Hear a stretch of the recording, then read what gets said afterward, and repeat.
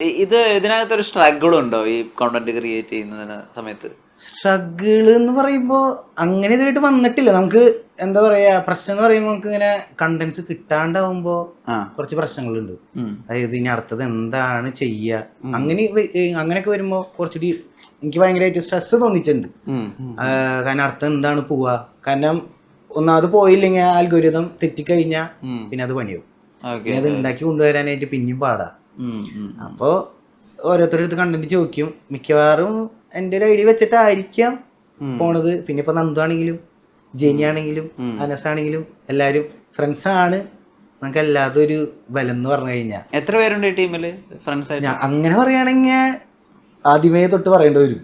കുറെ ഫ്രണ്ട്സ് ഉണ്ട്. ഇപ്പൊ എടുത്ത് പറയണമെങ്കിൽ ഇപ്പൊ ഇവരെല്ലാരും ഇപ്പൊ നന്ദു എന്തായാലും അത് പറയണം. കാരണം ഞാനിപ്പോ ഇവിടെ ഇരിക്കുകയാണെങ്കിലും എന്റെ ഫ്രണ്ട്സ് ആയതുകൊണ്ട് തന്നെയാണ് ഞാനിവിടെ എത്തിയതും. എടുത്ത് പറയണം എന്തായാലും. കാരണം ഇപ്പൊ നന്ദു, ജെനി, അനസ്, അതുപോലെ ഷാഹിദ്, അർഷി, ഉബൈദ്, കുറെ ആൾക്കാരുണ്ട്. ചാച്ചി എന്ന് പറഞ്ഞ എന്റെ വടിയായിരുന്നു. ഇപ്പൊ അവൻ പുറത്തേക്ക് പോവാണ്. അപ്പൊ അങ്ങനെയൊക്കെ അവരൊക്കെ വഴിയാണ് പിന്നെ എത്രത്തോളം എത്തിയത്. സത്യം പറയാലോ ഇപ്പൊ എനിക്ക് യൂസ് ചെയ്യാൻ വരെ ഒരു നല്ല ഫോണില്ല. അത് എല്ലാവരും ചോദിക്കേണ്ട അടുത്ത് എന്താണ് ഇങ്ങനെയൊക്കെ പാടി നല്ലൊരു ഫോണിലാണ് എന്താണ് ഇങ്ങനെ. പിന്നെ ഇപ്പൊ മെയിനായിട്ട് നന്ദുവിന്റെ ഫോണാണ് എല്ലാത്തിനും ഷൂട്ട് ചെയ്യണതും എഡിറ്റിംഗ് ഒക്കെ അതിലെന്നെ. അപ്പൊ അതിന് എന്തായാലും അവരുടെ അടുത്ത് ഞാൻ ഒരുപാട് താങ്ക് യു പറയാണ്. ഈ ചില ആളുകൾ ഇപ്പൊ എൻ്റെ അടുത്ത് പറഞ്ഞിട്ടുണ്ട്, നമ്മള് നിതീഷിനാണ് ഇന്റർവ്യൂ എടുക്കാൻ പോകുന്ന സമയത്ത് ഈ അധികം ആളുകൾ ഈ 11 മണി തൊട്ടിട്ട് 3 മണി വരെയുള്ള ഒരു രാവിലെ സമയം ഉണ്ടല്ലോ, സോറി രാത്രി തൊട്ടിട്ട് രാവിലെ ആവുന്ന ആ ഒരു സമയം. ആ സമയത്താണ് ഈ ഇൻസ്റ്റാഗ്രാം ഇങ്ങനെ റീൽ ഇങ്ങനെ സ്ക്രോൾ ചെയ്ത് പോകുന്ന സമയത്ത് ഈ ഇപ്പൊ മിന്നൽ പോലെ ആയാലും ഒക്കെ കാണുമ്പോൾ ആളുകൾ അത് ചിലപ്പോൾ ഒരുപാട് ഓവർ തിങ്കിങ് ചെയ്തിട്ടുള്ള സമയത്തായിരിക്കും ഈ വീഡിയോ പെട്ടെന്ന് പോപ്പപ്പ് ചെയ്ത് വരിക. അപ്പൊ അതുണ്ടാക്കുന്ന ഒരു സന്തോഷമുണ്ട് ആളുകൾക്ക്. അതുകൊണ്ട് ആളുകൾ ഇമോഷണൽ ആവുന്നുണ്ട്. ആളുകൾക്ക് ഇപ്പൊ വിഷമം വരാറുണ്ട്, സന്തോഷം കൊണ്ട് കണ്ണീര് വരുന്നുണ്ട്. ഈ DMസിലൊക്കെ അങ്ങനെയുള്ള എഴുത്തുകളൊക്കെ കിട്ടാറുണ്ട്. ഇത് ഇപ്പൊ എന്റെ ഒരു ഇത് വെച്ചിട്ട് അങ്ങനെ ബാഡ് ആയിട്ടൊന്നും എനിക്ക് അങ്ങനെ കിട്ടിയിട്ടില്ല. കമന്റ് ബോക്സിലാണെങ്കിലും നല്ല കമന്റ്സ് തന്നെ. ഇപ്പൊ പുറത്തുനിന്നാണെങ്കിലും എല്ലാവരും എനിക്ക് കമന്റ് ഇത്തിരി ബാഡ് ആയിട്ട് തോന്നിയത് കാരണം ഞാൻ കുറച്ച് നാൾ മുമ്പ് ഞങ്ങളുടെ റൂമിൽ ഇരുന്നിട്ട് തന്നെ കുറച്ച് സോങ്ങുകൾ പാടാറുണ്ടായിരുന്നു. അപ്പൊ പറഞ്ഞു അതിൽ നിന്നൊന്ന് മാറ്റി ഒന്ന് പിടിക്കി. അപ്പൊ കുറച്ച് ഇത് കിട്ടിയിട്ടുണ്ടായിരുന്നു. പിന്നെ ഇത് ചെയ്തപ്പോ എല്ലാവരും പറഞ്ഞു തുടങ്ങി കണ്ടന്റ് അടിപൊളിയായിട്ടുണ്ട്, നീ ഇങ്ങനെ തന്നെ കണ്ടിന്യൂ ചെയ്ത് പോ. അപ്പൊ കമന്റ് ബോക്സിൽ അങ്ങനെ ഇപ്പൊ തെറി കിട്ടണ പോലെ തെറി അങ്ങനത്തെ ഒന്നും എല്ലാരും നല്ല സപ്പോർട്ടിങ്ങാ. ഭയങ്കര എല്ലാവരും ഒരുവിധം സപ്പോർട്ടാണ്. ഇപ്പൊ കൊച്ചിയിലാണെങ്കിലും എടുത്തു പറയേണ്ട കാര്യമാണ്, ഭയങ്കര സപ്പോർട്ടിങ് ആണ്. ഈ മെട്രോ ഒരു ഐശ്വര്യമാണല്ലേ, അവിടുന്നാണ് ചവിട്ടുപടി തുടങ്ങിയത്. ഈ മെട്രോയിൽ പോയിട്ട് കണ്ടന്റ് ചെയ്യുന്നത് ആദ്യമായിട്ട് എപ്പോഴാ? ഞാൻ ഇവിടെ വന്ന് കഴിഞ്ഞ് ഒരു 3-4 മാസം കഴിഞ്ഞിട്ടാണ് തോന്നുന്നുണ്ട്. എത്ര അങ്ങനെ ഓർമ്മയില്ല. അതിങ്ങനെ ഒരു ജസ്റ്റ് എന്തായാലും മെട്രോയില് ഞാൻ ഒരു പാടുന്ന ഒരു വീഡിയോ കണ്ടു ആദ്യം. അപ്പൊ നമ്മള് അതവരെന്തോ ഗ്രൂപ്പ് ആയിട്ടായിരുന്നു അവര് പാടുണ്ടായിരുന്നത്. അപ്പൊ ഞാൻ വിചാരിച്ചു നമുക്ക് അങ്ങനെയാണെങ്കിൽ സിംഗിൾ ആയിട്ട് പോയി ഒന്ന് പാടി നോക്കാം. അതിന്റെ ഞങ്ങളൊരു ശനിയാഴ്ച ദിവസത്താണെന്ന് തോന്നുന്നുണ്ട്. ശനിയാഴ്ച വൈകുന്നേരം ഞങ്ങള് മെട്രോയിൽ കയറി പാടി. അപ്പൊ ഇനി ക്രൗഡൊക്കെ ആയി. ക്രൗഡായിപ്പോൾ ഞങ്ങൾ ആദ്യം വിചാരിച്ച് വലിയ ഇഷ്യൂസ് ഒക്കെ ഉണ്ടാവും. കാരണം മെട്രോയിൽ പാടുമ്പോൾ പിന്നെ ഞാൻ മെട്രോയിൽ പാടുന്ന ടൈമില് ഒരു ചേട്ടൻ ഇങ്ങനെ ഷൂട്ട് ചെയ്ത് ന്യൂസിൽ ഇങ്ങനെ കൊടുത്തിട്ടുണ്ടായിരുന്നു. അത് ആള് നല്ലൊരു അപ്രിസിയേഷൻ പോലെ കൊടുത്തിട്ടുണ്ടായിരുന്നത്. അപ്പൊ എനിക്ക് ഒരു കോൺഫിഡന്റ് ആയി, കാരണം വലിയ പ്രശ്നങ്ങളൊന്നും ഇല്ല. പിന്നെ രണ്ടാമത് പോയിട്ട് പാടിയതാണ്. അല്ല ഇതൊക്കെ ഇങ്ങനെ പ്ലാൻ ചെയ്യാം. ഇപ്പൊ ആലുവോട്ടിട്ട് തൃപ്പൂണിത്തറ വരെയുള്ള ഇതിൽ സമയമല്ലേ ഉണ്ടാവുള്ളൂ, അതിനുള്ളിൽ കഴിയണം. അതല്ല അതങ്ങനെയാ. ഇപ്പൊ ബോട്ടിൽ പാടിയതാണെങ്കിലും ഫുള്ള് കാൽക്കുലേഷനാ. നമ്മൾ ഇവിടേക്ക് പോകുമ്പോ ഒരു പാട്ട് പാടി ക്രൗഡ് ഉണ്ടാക്കണം, അവിടെ നിന്ന് ഇങ്ങോട്ട് വരുമ്പോ എക്സ്പ്രഷൻസ് സെറ്റ് ചെയ്യണം, അങ്ങനെയാണ് ഫുള്ള്. അപ്പൊ എത്ര പേരുണ്ടാവും ക്യാമറമാനായിട്ട്? ഒന്നല്ലെങ്കിൽ ഇപ്പൊ ഞാനും നന്ദു ഉണ്ടാവും, പിന്നെ ജെനി ഇടയ്ക്ക് ഉണ്ടാവും. അത് വായിച്ചോണ്ടിരിക്കില്ലേ ഷൂട്ട് ചെയ്യാ? അത് ഇല്ല ഇവരെന്നെ എടുക്കാറുള്ളത്. ചിലപ്പോ ഒരാളെ കൊണ്ടുപോകുള്ളൂ. ചെറിയ കണ്ടന്റ്സ് ഒക്കെ ആണെങ്കിൽ ഒരാളെ. ഇപ്പൊ കുറെ ഭയങ്കര ക്രൗഡുള്ള ഏരിയാസിലൊക്കെ ആണെങ്കിൽ നമ്മൾ ആദ്യം തന്നെ പ്ലാൻ ചെയ്തിട്ട് ഇത്ര പേര് നമുക്ക് പോവാടാന്ന് പറഞ്ഞിട്ടാണ് കൊണ്ടുപോവുക. പിന്നെ അവരെ ടൈമും അതിന് ഇവര് ഇതുവരെയായിട്ട് എൻ്റെ അടുത്ത് അത് വേണ്ട, എനിക്ക് പറ്റില്ല എന്ന് പറഞ്ഞിട്ടില്ല. അതാണ് ഏറ്റവും വലിയൊരു കാര്യം എന്ന് പറഞ്ഞു കഴിഞ്ഞാൽ. കാരണം ഇപ്പൊ ഇവിടെ വന്നിട്ട് എന്റെ ഒരു മാറ്റങ്ങളും എന്നെ ഇത്രത്തോളം എത്തിച്ചതും അത് ഞാൻ ഫ്രണ്ട്സാന്ന് തന്നെ ഞാൻ എടുത്തു പറയും. കാരണം ഇപ്പൊ ഞാനത് എടുത്തില്ലെങ്കിൽ നന്ദു ഉടനടി എന്നോട് ചോദിക്കും, നിതീഷ കണ്ടന്റ് പോയില്ലടാ, നമുക്ക് കണ്ടന്റ് എടുക്കണേട്ടാ, ശനിയാഴ്ച വീഡിയോ പോണം എന്ന് പറയുമ്പോ ഓക്കെ. കാരണം നമുക്ക് അങ്ങനെ ഒരാള് പുഷ് ചെയ്യാനുണ്ടെങ്കിൽ അത്രത്തോളം നമ്മൾ അതൊക്കെ ഉണ്ട്.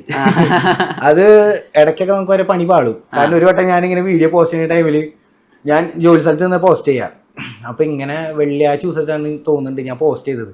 ഉടനടി നന്ദനെ വിളിച്ചു. അപ്പൊ ഞാൻ കോൾ എടുത്തില്ല, കാരണം ഞാൻ ക്ലാസ് എടുത്തോണ്ടിരിക്കുന്ന ടൈം ആയിരുന്നേ. അപ്പൊ നന്ദ വിളിച്ചു.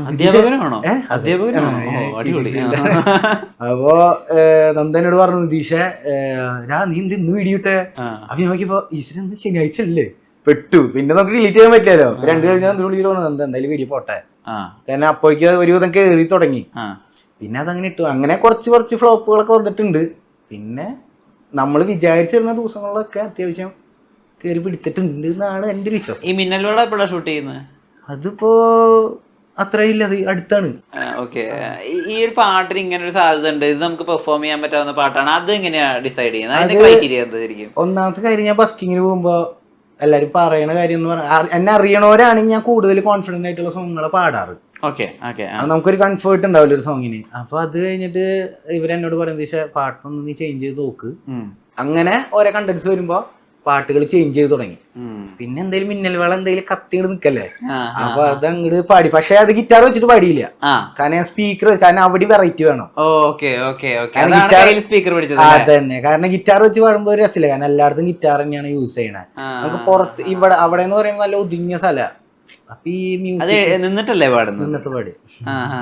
അതിലും ഈ മിന്നൽ വേള കയ്യിലിട്ട പെണ്ണടക്കി അവിടെ ആയിരിക്കും നമുക്കൊരു ഹുക്ക് ചെയ്യാൻ പറ്റുക, അതും മനസ്സിലാക്കിയിട്ട് തന്നെയാണോ? അതെ, അത് ഒരു തലവരെ മാറ്റി എന്ന് പറയുന്ന ഒരു വീഡിയോ ആയിരുന്നു ശരിക്കും.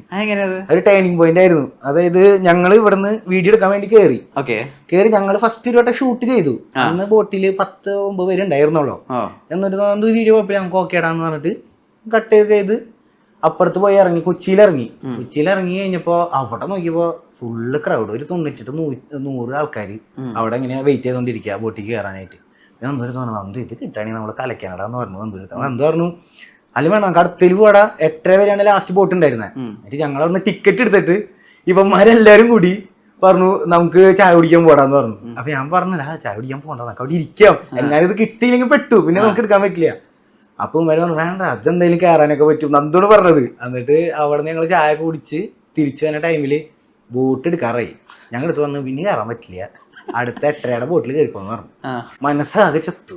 എന്ത് ചെയ്യാ, കാരണം അത്രയ്ക്കും നമ്മള് എഫേർട്ട് ഇട്ടിട്ട് വന്ന് നിൽക്കുന്ന ഒരു പരിപാടിയാ. പിന്നെന്ന് പറയുമ്പോ അത്രയും ക്രൗഡാണ്. അപ്പൊ നമുക്കൊരു ഇതാണ്, ആകാംക്ഷയാണ്.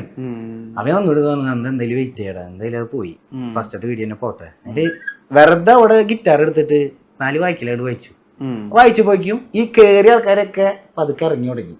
പിന്നെ അവിടെ കയ്യടിയായി. പിന്നെ ഞങ്ങളവിടെ ഒരു ചേച്ചി ഉണ്ടായിരുന്നു. ആ ചേച്ചിയോട് പറഞ്ഞു, ചേച്ചി ഞങ്ങൾക്കൊന്ന് കയറട്ടെ, ഞങ്ങൾ കണ്ടന്റ് എടുക്കാൻ വന്നതാണ്, ഇനിയിപ്പോ ഇത്രയും ക്രൗഡ് കിട്ടിയില്ലെങ്കിൽ ഞങ്ങൾ വന്നത് വെറുതെ എന്നൊക്കെ പറഞ്ഞിട്ട് ചേച്ചി അവിടെ പോയി ചോദിച്ചു. അപ്പൊ അവര് പറഞ്ഞു ഇനി കയറാൻ പറ്റില്ല, ലിമിറ്റ് കഴിഞ്ഞു എന്ന് പറഞ്ഞു. അപ്പൊ പിന്നെ അവര് എന്നിട്ട് പാടി. അപ്പൊ അവരെന്നെ ഇങ്ങോട്ട് വിളിച്ചു, അവർ 4 പേരും കൂടി കയറ്റിക്കോന്ന് പറഞ്ഞിട്ട് പിന്നെ എല്ലാരും കൂടി അതിന്റെ ഉള്ളില് ശരിക്കും ആ ബോട്ടിലുണ്ടായ ആൾക്കാരെല്ലാരും അത്രയ്ക്കും അടിപൊളി സപ്പോർട്ടേഴ്സ് ആയിരുന്നു. അത് ഒരിക്കലും ഞാൻ മറക്കില്ല. അവര് എങ്ങനെ ഈ വീഡിയോ കാണുന്നുണ്ടെങ്കിൽ ഞാൻ അവരോട് പറയാണ് ഒരുപാട് താങ്ക് യു ഉണ്ട്. ഞാൻ അവരോട് ഇഷ്ടംപോലെ തൊട്ട് ഞാൻ താങ്ക് യു പറഞ്ഞു, കാരണം അത്രയ്ക്ക് സപ്പോർട്ടിങ് ആയിരുന്നു. അത് എനിക്ക് എവിടെ പോയിട്ടും കിട്ടിയിട്ടില്ല അങ്ങനെ. പക്ഷെ ഇതൊരു അവിടെ നിന്നാണ് പിന്നെ ഒറ്റയടിക്ക് ട്വിസ്റ്റ് ചെയ്ത്. അവിടെ നിന്നാണ് ഇപ്പൊ പെട്ടെന്ന് ഈ 100K കയറായിരുന്നു. അതിന്റെ തന്നെ ഒരുപാട് വേർഷൻസ് വേറെ ആളുകൾ എഡിറ്റ് ചെയ്തിട്ട് അവരുടെ പേജിൽ ഇടുന്നുണ്ട്. അവര് നമ്മളോട് ചോദിക്കുന്നുണ്ട് വീഡിയോ